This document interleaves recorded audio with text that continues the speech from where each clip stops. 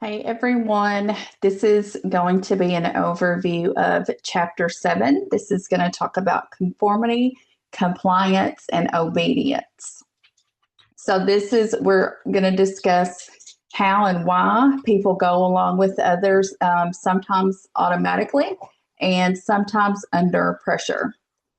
First off, we're going to talk about is what is mimicry and why do we do that? So this is when we unconsciously copy somebody and someone else's behavior, such as like crossing our arms when they do, or maybe leaning back in a chair when they do. This helps build connection, and this also helps by saying, "Hey, I'm just like you." And this shows just how automatic social influence can be, even though we don't realize we are being influenced. Couple of factors. What makes people conform? First thing is group size. And this is the bigger groups, the more the pressure. Another reason could be is social norms. So if you know what the group's expectations are, the more likely that you are to follow. And having an ally, even one supporter, can help you resist some pressure. Age and gender. This can also be a factor why people conform. Younger people are more often to conform more, and such like culture norms shape gender effects. And then culture, sometimes like collective cultures like Japan, they have a higher conformity rate than some other individualist one does.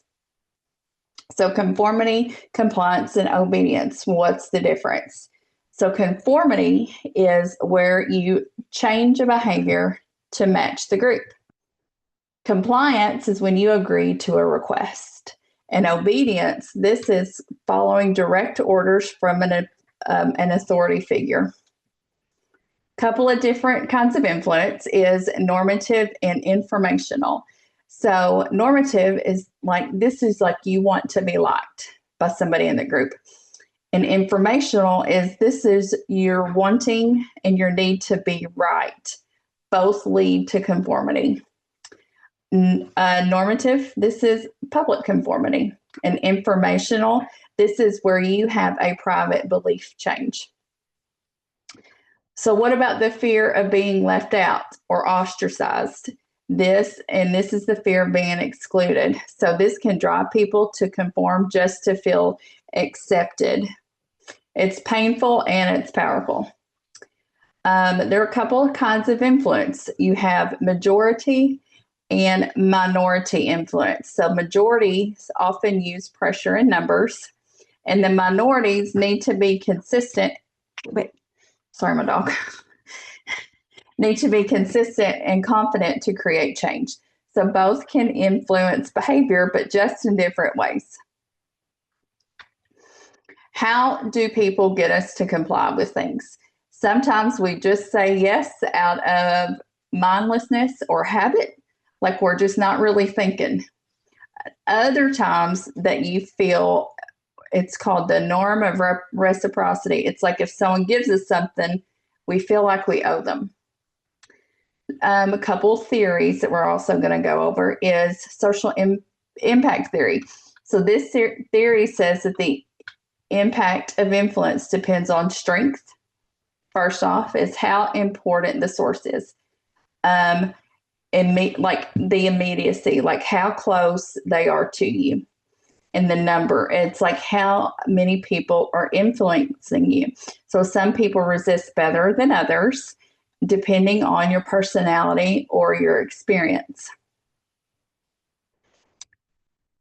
Couple of techniques. There's a couple of different persuasion techniques. One is foot in the door. Like you start small and then ask for more. Lowballing. This is get an agreement and then you tell them the cost. Or door in the face. You ask big first and then smaller to get what you really wanted. Or that's not all. Offers a bonus to make it seem like a better deal. My dog. And then these work because of consistency, guilt, and pressure. How to resist. You can slow down and just ask, do you really want this? The Milgram's obedience study, this is referenced in your text, and we're also going to do a discussion board over this week. So part of this study is participants were told to shock someone for getting answers wrong, even to dangerous level, just because an authority figure told them to. A couple takeaways from this are most people expected low obedience. In reality, obedience went up by 65%. The authority figure was nearby and respected, and the victim was far away. And then so that way the participant felt less responsible. This is also going to be tied in your discussion board, the Holocaust. So Milgram's study helps explain just how ordinary people could commit terrible acts when following orders. So this just shows the dark side of obedience. And the discussion board topic is, are we really capable of evil?